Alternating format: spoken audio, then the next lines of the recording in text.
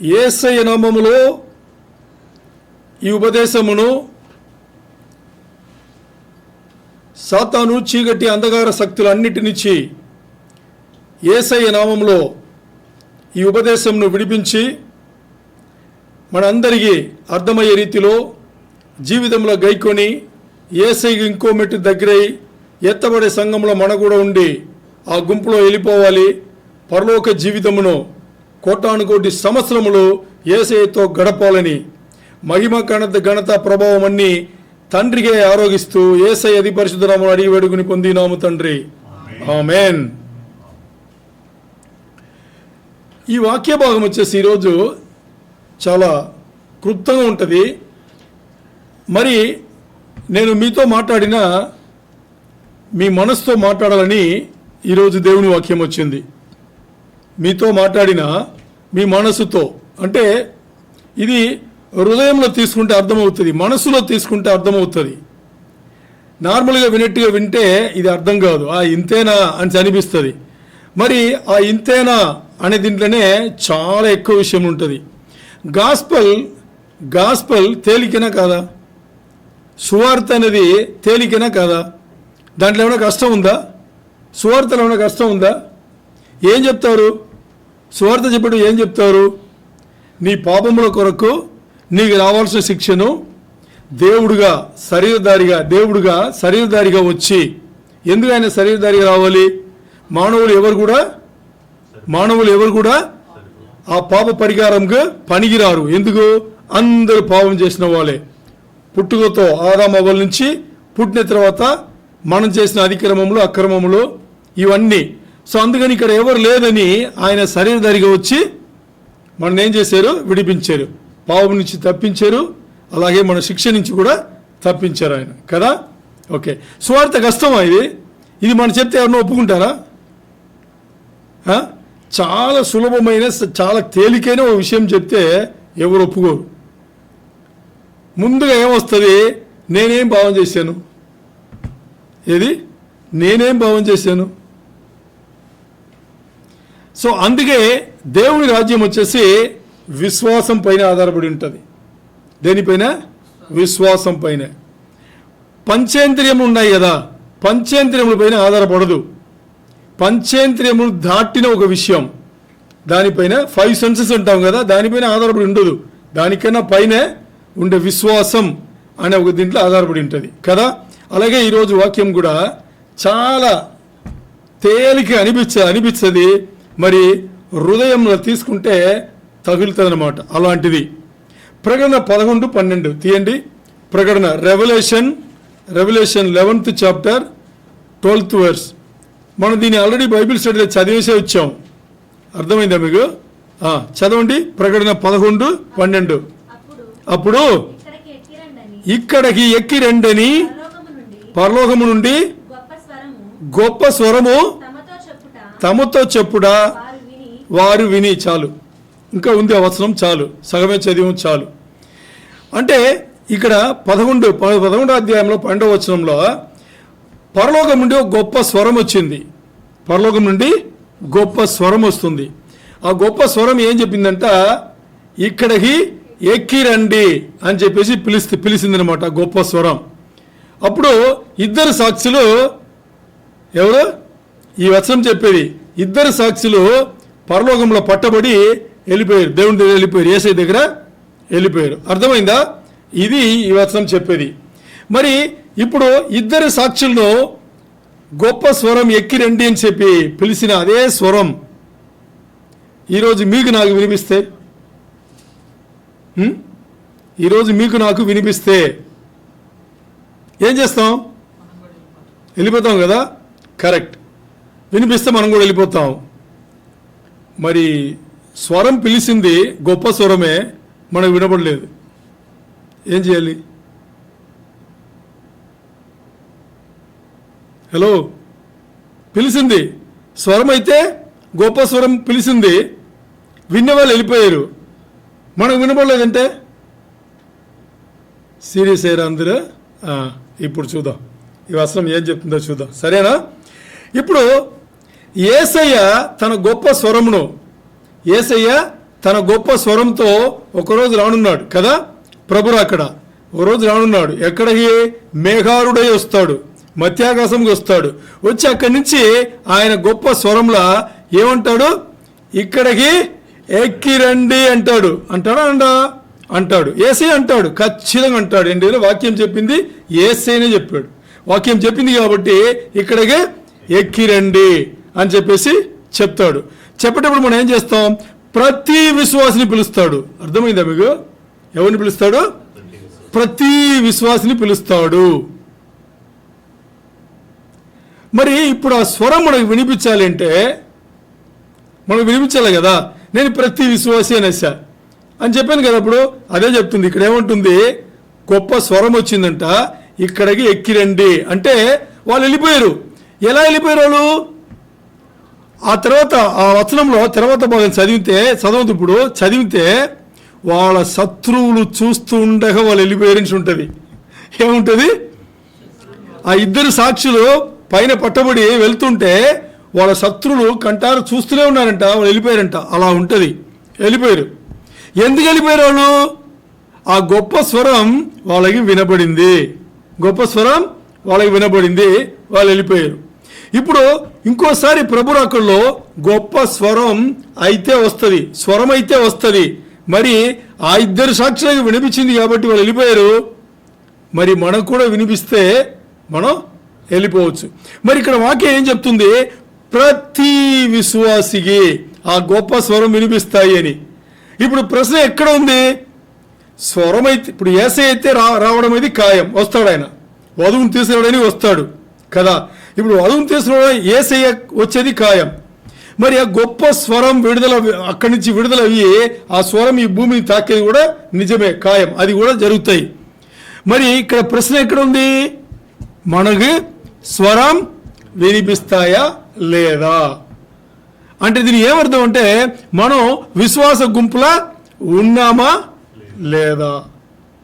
ఇప్పుడు నేను మిమ్మల్ని అడిగిన అనుకోండి, మీరు విశ్వాస గుంపులో ఉన్నారా అంటే మీరు ఏమంటారు? ఎస్ అంటారు, చేయెత్తారు కదా. స్వరం మీకు వినిపిస్తాయా అంటే వినిపిస్తాయి, నాకు ఖచ్చితంగా వినిపిస్తుంది అంటారు. ఎందుకంటారు? అది ఆశ. ఏది వినిపించాలనేది ఆశ. మరి వినిపిస్తాయా అనేది దేనిపైన ఆధారపడింది? ఆశపడిన మన ఆశలో ఆధారపడిందా, లేదు మన జీవితంలో ఎలా జీవిస్తున్నాం అనే దీంట్లో ఆధారపడిందా? మరి ఇప్పుడు మనం సమానం ఏం చెప్తున్నాము? మన ఆశను ఆధారపడి మన సమానం చెప్తున్నాం. హే నాకు కూడా వెళ్ళాలి. ఎందుకు ఇక్కడ ఉండలేము? ఎందుకు ఇక్కడ ఉండలేము? కర్ణ గుడూరంగా ఉంటుంది ఈ భూమి, అన్ని మామూలుగా ఉండదు. ఒక మనిషి నివాసం చేసే స్థలముగా ఈ భూమి ఉండదు. అంత ఘోరంగా అయిపోతుంది. చిన్న చిన్న విషయాలే తట్టుకోలేము, అంత పెద్ద విషయాలు మనం అస్సలు భరించలేము. సో మనకు వెళ్ళాలనే ఆశ అయితే ఉంది. మరి వెళ్ళేందుకు లోపల ఇంకో ఆశ కూడా ఉంది. అది పెద్ద ఆశ. ఏ ఆశ? పైన యేసయ్య పిలిచేటప్పుడు వెళ్ళిపోవాలి అనే ఆశ కన్నా ఇంకో పెద్ద ఆశ ఏముంది తెలుసా? ఉండేవరకు ఇక్కడ ఈ లోకంలో ఏముందో అన్నీ చూసేయాలి, అనుభవించేయాలి. దీంట్లో ఏది పెద్ద ఆశ? యాక్చువల్గా ఏది పెద్ద ఆశ? ఆయనతో కలవడం. అది జరిగే పనే కాదు. మనకు అలాంటి ఒక విషయం లభిస్తుందంటే ఎంత పెద్ద విషయం కదా. మరి దాన్ని పక్కన పెట్టేసి ఉండేవరకు సైడ్లో ఏం చేయాలి? లోకమును పూర్తిగా ఏమేమి ఉందో నా కెపాసిటీకి ఎంత ఉందో అంత కూడా నేను చేసి అనుభవించేసి వెళ్ళిపోవాలి. అంటే నేను నా మెదడును ఆధారపడి, నా మైండ్ ఏం చెప్తుందో దాని ఆధారపడి నేనేం చేయాలి? అన్ని ఇక్కడే చేసేయాలి. నా మైండ్ చెప్పనింది, నాకు నచ్చనింది నేను కన్విన్స్ అవ్వని దాన్ని బట్టి నేను అస్సలు పట్టించుకోను. అర్థమైందా? సో యేసయ్య వస్తాడు, స్వరం వినిపిస్తాయి, నేను వెళ్ళిపోతాని మన వైపు ఉన్నా కానీ ఇంకోవైపు మనకు ఎక్కువ ఉండేదేంటి? లోకంలో ఉండేది అన్నీ మనం చూసి వెళ్ళిపోవాలని. మరి ఆయనతో కలవడం అనేది ఆ ఎదురు చూపు మన దగ్గర ఉండాలి. ఏముండాలి? ఆయనతో యేసయ్యతో ఆ గొప్ప స్వరం వినగానే ఆ విశ్వాస గుంపులో ఉండే మనం, విశ్వాస బిడ్డలైన మనం ఏం చేయాలి? ఆయనతో వెళ్ళిపోవాలనేది ఆ ఎదురు చూపు మనకు ఎప్పుడు ఉంటూనే ఉండాలి.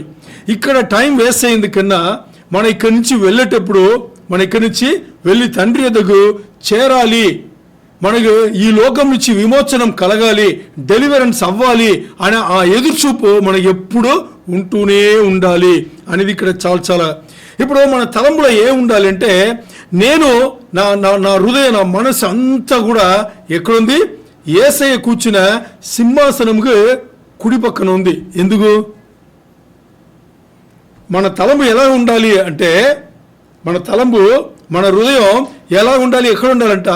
ఇక్కడ ఈ లోకం ఉండకూడదు. ఎక్కడ ఉండాలి? పరలోకంలో. ఇప్పుడు యేసయ్య సింహాసనంలో కూర్చున్నాడు కదా, ఆయన కుడిపాసనంలో ఉండే సింహాసనంలో ఉండాలి. ఎందుకు? ఆయన వాగ్దానం ఇచ్చాడు. ఏమని? నన్ను మీ కుడిపాసనంలో కూర్చోబెడతాను, నేను తండ్రి కుడిపాసనంలో కూర్చున్నాను, నా సహోదరులైన మిమ్మల్ని. మనను ఆయన విశ్వాసం కూడా చెప్పలా, నా సహోదరులు అన్నాడు. అంతేనా? తండ్రికి మనను కొడుకులు చేశాడు, బిడ్డలు చేశాడు. ఇప్పుడు యేసయ్య తన కుడిపాసనం ఉండే ఆ సింహాసనము, అది మన కోసం అక్కడ ఉండాలి. మనం ఇంకా ఇక్కడ లేట్ అవ్వకూడదు. ఇక్కడి నుంచి త్వరగా, ఎంత త్వరగా వెళ్ళిపోవాలో అంత త్వరగా వెళ్ళిపోవాలి. ఎప్పుడు ఇక్కడికి లేచి రండి. ఏమని చెప్పింది? ఇక్కడికి ఎక్కి రండి అనే స్వరం ఎప్పుడు వినిపిస్తాయి? బైబిల్లో తెలుగులో చెప్పబడింది అదే. ఇంగ్లీష్ ఏం తెలుసా? Come up here. అంతే. ఏముంది? Come up here.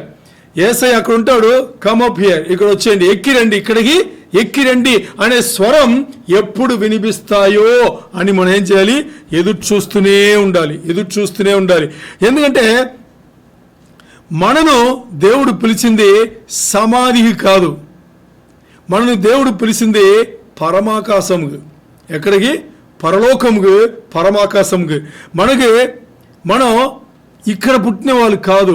అర్థం చేసుకోండి, మనం ఇక్కడ పుట్టిన వాళ్ళు కాదు. మన ఆత్మ పుట్టుక ఎక్కడ పుట్టింది?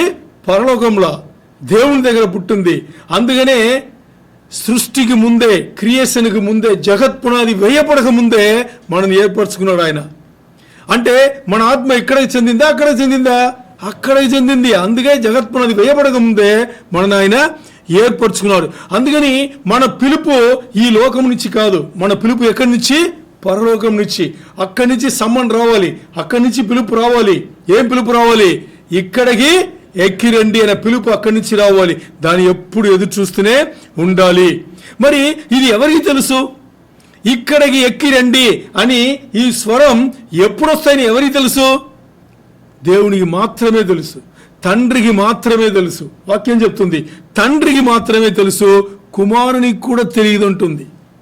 అర్థమైందా?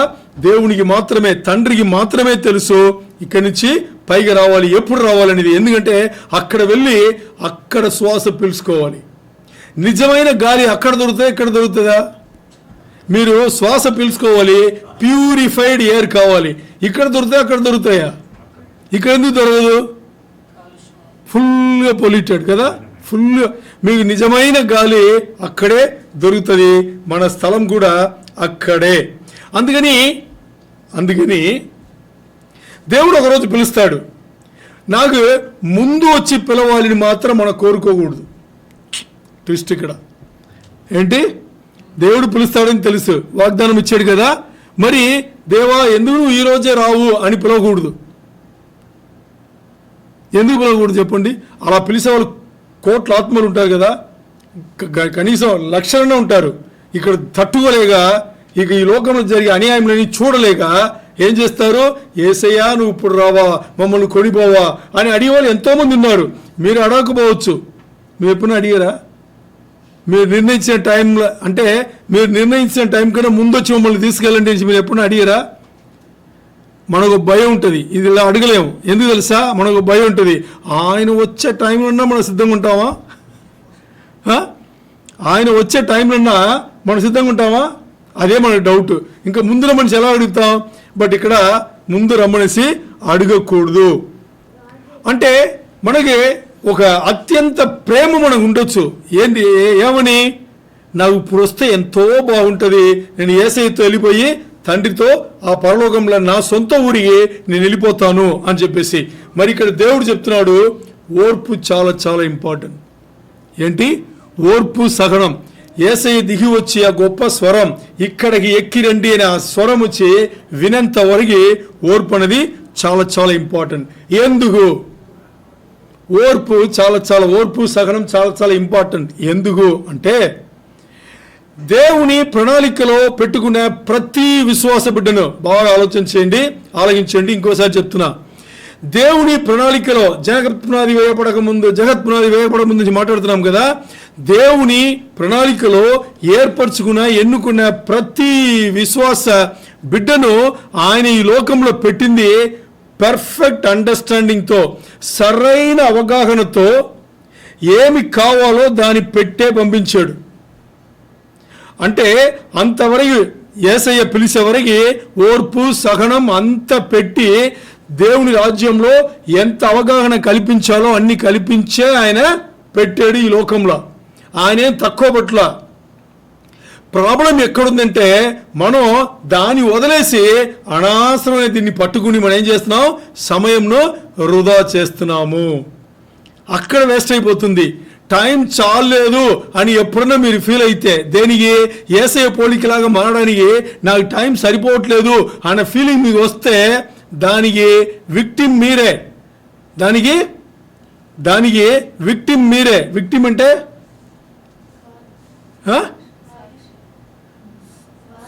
దాని బాధ్యత మీరే. దాని ఏమైనా వారు పదం ఉండొచ్చు, బట్ దాని బాధ్యత నా సమయం లేదు, ఇంకా నేను ఎలా ఇంకా యేసయ్యలాగా మారాలి అని మీరు, నాకు సమయం పోయింది అని మీరు ఫీల్ అయితే దాని బాధ్యత మీరే. ఎందుకంటే ఆయన చెప్పిన ప్రకారం ఎప్పుడన్నా విన్నామా? వినలేదని మనకు కూడా తెలుసు. ఒక బోధకుడు ఏం చేశారు తెలుసా? ఒక పాస్టర్ అనుకోండి, సీనియర్ పాస్టర్, ఆయన బోధించేటప్పుడు ఒక విషయం చెప్పాడు. నేను విన్నా చాలా రోజుల కింద. ఏం చెప్పాడంట, పరలోకం వెళ్ళిన ఎవరన్నా కానీ, ఏ ఆత్మన్నా కానీ, పరలోకం వెళ్ళిన వాళ్ళు ఎవరన్నా కానీ దేవుని ఎదిరించి ప్రశ్న వేయలేరంట. నేను చెప్పేది మీకు అర్థమవుతుందా? అంటే దేవుని బిడ్డలు అవచ్చు, దేవుని నమ్మని వాళ్ళు అవచ్చు, అన్నీలు అవచ్చు. అక్కడ పరలోకం వెళ్ళిన తర్వాత యేసయ్యని ఎదిరించి నేనేం చేశానని నువ్వు నన్ను నరకముకు పంపించినా కానీ, నేనేం చేశానని నువ్వు నన్ను ఇలాంటి శిక్ష వేస్తున్నావు, ఇలాంటి పనిష్మెంట్ నాకు ఇస్తున్నావు అని ఒక్కడు అడగలేడంట. ఎందుకు తెలుసా? అక్కడ వెళ్ళిన తర్వాత వాళ్ళకి తెలిసిపోతుందంట వాళ్ళు ఏమేమి వ్యతిరేకించారు, ఏమేమి తప్పు చేశారు, ఎంత అన్యాయం చేశారు, అక్రమం చేశారు అనేది వాళ్ళకి తెలిసిపోయి వాళ్ళు కన్విన్స్ అయ్యి నాకు నరకమే అని వాళ్ళే డిసైడ్ అవుతారంట. యేసయ్య నీకు నరకమని చెప్పాల్సిన అవసరం లేదంట. ఇట్టా అట్టా అని చూస్తే వాళ్ళే వెళ్ళిపోతారంట. ఎందుకంటే అన్ని తప్పులు చేస్తారని ఎక్కడ వాళ్ళు రియలైజ్ అవుతారు. మరి ఈ లోకం ఉండేవారికి రియలైజ్ అవుతారా? అవరంట. లోకం ఉండేవారికి అలాగా రియలైజేషన్ జరగదు. సో ఇక్కడ పంపించిన ప్రతి ఒక్క వ్యక్తిని దేవుడు సరైన అవగాహన కల్పించి, సరైన ఛాన్సెస్ అంటే అవకాశములు ఎక్కువ కల్పించి, అవకాశం అన్ని కల్పించే ఆయన ఈ లోకంలో పెట్టారు. మీకు అర్థమైంది ఇది? అది అందుకని ఇక్కడ మనం చేయాల్సింది విశ్వాస బిడ్డలుగా, దేవుని బిడ్డలుగా మనం చేయాల్సింది ఏంటంటే, ఆ దేవుని కోసం ఆయన వచ్చే వరకు నేను ఆ దేవుని కోసం, ఆ దేవుని కిరీటంలో, యేసయ్య కిరీటంలో ఇంకా ఎన్ని వజ్రములు నేను పెట్టగలను. ఆత్మలు, ఒక్కొక్క ఆత్మ ఒక వజ్రం. యేసయ్య చెప్తున్నారు, నా కిరీటంలో ఒక వజ్రం నేను పెట్టితే అది ఒక ఆత్మ. ఏ ఆత్మ? అన్యుల నుంచి యేసయ్యనే నిజమైన దేవుడు అని ఎరిగి వస్తారు కదా, మారు మనసు పొంది వస్తారు కదా, వాళ్ళు ఆయన కిరీటంలో వజ్రం లాంటి వాళ్ళు, నక్షత్రం, ఆకాశం ఉండే నక్షత్రం లాంటి వాళ్ళు. అర్థమైందా? అలాగా మాట్లాడుతున్నారు. అంటే ఇక్కడ మనకు అందరికీ తెలుసు, కోత భారీగా ఉంది, ఎక్కువ ఉంది, విస్తారంగా ఉంది కోత. పంట భయంకరంగా పండిపోయింది. మరి కోయివారు చాలా కొద్ది మంది. మరి మిమ్మల్ని నన్ను దేవుడు ఏర్పరచుకున్నారు దేనికి? కోయడానికి, ఆత్మరక్షణకు. కొత్త ఆత్మలు తీసుకొచ్చి యేసయ్య నువ్వు నాకు ఇచ్చిన పని మొన్న చూసుకున్నాం కదా, నువ్వు నాకు 5 బ్యాగులు ఇచ్చావు, 5 తలాంతులు, ఇంకో 5 చేశాను, 2 ఇచ్చావు, ఇంకో 2 చేశా, నువ్వు నాకు 1 ఇచ్చావు. నువ్వు మంచివాడు కాదు, నువ్వు తిడతావు, నేను దాచిపెట్టిందా నీది నీకు ఇస్తా తీసుకోండి. చూసావా? అలాగా ఇక్కడ ఆలోచన చేయండి. కోత ఎక్కువ ఉంది, పంట భయంకరంగా పండిపోయింది, ఉందా లేదా? ఎంతమంది ఉన్నారండి క్రైస్తవులు చెప్పండి? ఈ లోకంలో జనాభా చూసుకుంటే, వరల్డ్ పాపులేషన్ చూసుకుంటే, దాంట్లో నిజమైన దేవుణ్ణి ఎరిగి విశ్వాస గుంపులో ఎత్తబడే గుంపులు ఉండవో ఎంతమంది ఉంటారు చెప్పండి? కొన్ని లక్షలుంటే పెద్ద విషయం, కొన్ని లక్షలుంటే పెద్ద విషయం. ఇప్పుడు దేవుడు ఎందుకు మనల్ని ఇక్కడ పెట్టాడు అంటే, ఈ కోత ఎక్కువ ఉంది కాబట్టి ఆ పంటన్ని కోయబడాలి. ఒక్కొక్క విత్తనం అక్కడ యేసయ్య కిరీటంలో వజ్రాలుగా చేరాలి, కొత్త ఆత్మలు యేసయ్య రాజ్యంలో చేరాలి. దానికి సరైన అవగాహన, సరైన అవకాశం అన్ని కల్పించే మన దేవుడు ఇక్కడ జగత్పునాది వేయబడక ముందే మనం ఇక్కడ ఉంచి ఉన్నాడు. అప్పుడు మనం చేయాల్సింది ఏంటి అని చూస్తే, ఇప్పుడు మనకి 2 విషయములు ఉన్నాయి, 2 ప్రశ్నలు ఉన్నాయి. ఒకటి, ఇక్కడి నుంచి త్వరగా వెళ్ళిపోతే మన పాపములు తక్కువ అవుతుంది. నేను చెప్పేది మీకు అర్థమైందా? ఈ లోకం నుంచి ఇప్పుడు ఎన్నో నెలల నుంచి, సంవత్సరాల నుంచి ఉపదేశం వింటూనే ఉన్నాం, సీరియస్గా వింటున్నాం. ఏమైనా మార్పు తీసుకొచ్చామా? మరి ఆ పాపంలో ఉన్నాం. మరి యేసయ్య త్వరగా వచ్చేస్తే మనం తీసుకెళ్ళిపోయాడు అనుకోండి, ఒక ఉదాహరణ ఇలా తీసుకుందాం. ఇంకో 20 సంవత్సరాల తర్వాత యేసయ్య వచ్చారు అనుకోండి, దానికి యేసయ్య ఇప్పుడు వచ్చింది నీ తేడా ఉందా లేదా? ఇప్పుడు వచ్చేస్తే మనకి ఏంటి అంటే, ఇంకో 20 సంవత్సరాలు మనం చేయాల్సిన పాపంకు ముందే మనం తీసుకెళ్ళిపోతున్నారు. సో పాపం మనం తక్కువ చేసి ఉంటాం, అంతేనే కదా? సరే, 20 సంవత్సరాల తర్వాత వస్తే మనం ఏమైనా మారుతామా? మారం కదా? మారుతామా? మారవా? మారాలి. మారుతామని చెప్పాలి, మారాలని చెప్పకూడదు. మారుతాం, డెఫినెట్గా మారిపోతాం అని చెప్పాలి. ఓకే, ఎందుకు ఇది మాట్లాడుతున్నామంటే, ఆలోచన చేస్తే దేవుడు మనల్ని ఇక్కడ ఉంచింది. దేవుడు, మీరు కరోనా లోకంలో అందరికీ వచ్చిందా, చనిపోయిన వాళ్ళకి మాత్రం వచ్చిందా? అందరికీ వచ్చింది. మరి ఎందుకు కొంతమంది మాత్రం బతికినాం మనం? నేను మాట్లాడేది విశ్వాస గుంపులనే. ఎంతమంది పాస్టర్లు పోయారు తెలుసా? ఎంతమంది విశ్వాసులు పోయారు కదా? మరి మనం ఎందుకు ఉంచాడు ఆయన? ఇంకో కరోనా పంపించలేడు ఆయన? ఎవరైనా భయం ఉందా మనకి? కరోనా వస్తే కూడా భయపడడం మనం. కరోనా వస్తే అన్యులు భయపడ్డారు తెలుసా మీకు? దేవుని ఉగ్రత అని అన్యులు చెప్పారు, విశ్వాస బిడ్డలు చెప్పలా, పాస్టర్లు చెప్పలా. ఎవరు చెప్పారు? జెంటైల్స్, అన్యులు చెప్పారు దేవుని ఉగ్రత. మన అన్ని దేవునికి వ్యతిరేకంగా చేశాం, అందుకే దేవుడిలా శిక్షిస్తున్నాడు అని చెప్పేసి అన్యులు మాట్లాడారు. ఎంతోమంది అన్యులు మారారు ఆ తర్వాత. మరి మనం ఆలోచన చేయండి. దాని తర్వాత కూడా ఇంకా ఇంత బిగ్గరగా వింటున్నాం, మాట్లాడుతున్నాం, అన్నీ చేస్తున్నాం, మనం చేస్తున్నాం అంటే దేవుడు మనకు కల్పించిన అవకాశం కాదా ఇది? ఇంకో అవకాశమేనా ఇది? ఇంకో జన్మమేనా? మరో జన్మమేనా? మరి అలాంటి ఫీలింగ్ ఎవరైనా ఉందా మనకి?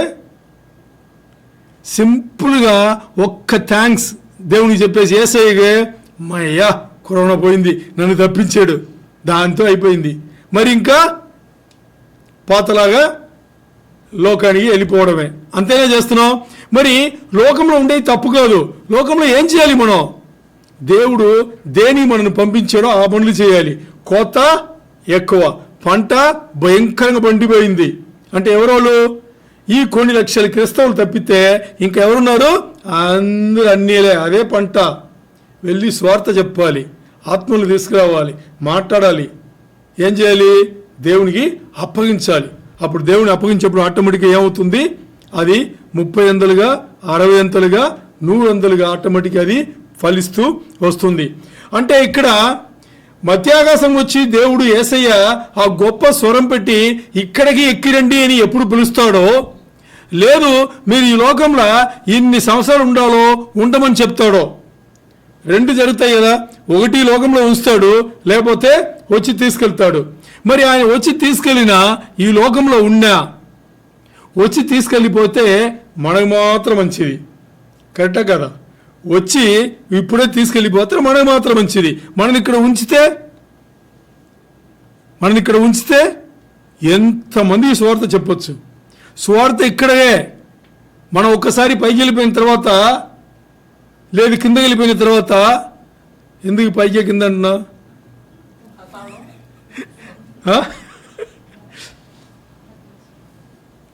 ఎందుకు పైకి కింద అంటున్నానంటే,